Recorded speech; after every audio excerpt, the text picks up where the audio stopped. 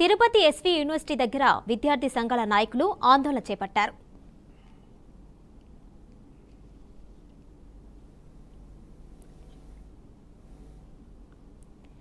యూనివర్సిటీని విద్యార్థులు చుట్టుముట్టడంతో ఉద్రిక్తత నెలకొంది. వీసీ శ్రీకాంత్ రెడ్డి తన పదవికి రాజీనామా చేయాలని విద్యార్థులు డిమాండ్ చేస్తూ ఆందోళనకు దిగారు.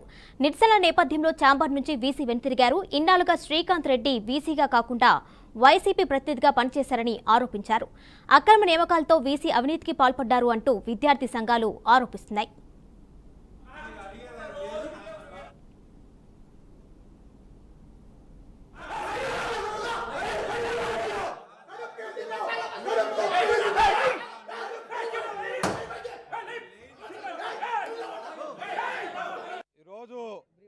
రాష్ట్రంలో ఉన్నత విద్యా మండలి చైర్మన్ హేమచంద్రారెడ్డి ఒకవైపు అవినీతి తిమింగలమవుతే దానికి శ్రీకాంత్ రెడ్డి ఇంకొక పెద్ద తిమింగలం.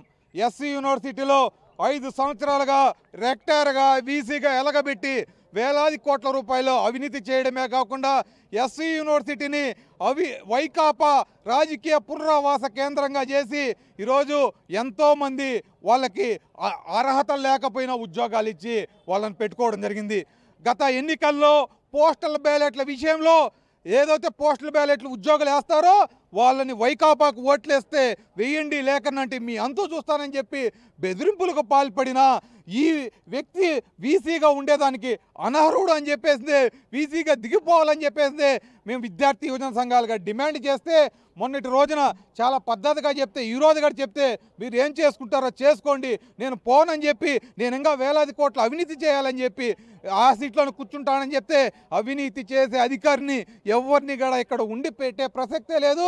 అదేవిధంగా రాజ్యాంగబద్ధంగా వ్యవహరించకుండా వైకాపా పార్టీకి చేసిన ఏ అధికారిని కూడా మేము ఇక్కడ కూర్చోబెట్టే పరిస్థితి లేదు. ఈరోజు ఎస్వి యూనివర్సిటీ వీసీగా ఉన్నటువంటి శ్రీకాంత్ రెడ్డి గతంలో రెక్టార్గా 3 ఏళ్ళు పనిచేశాడు.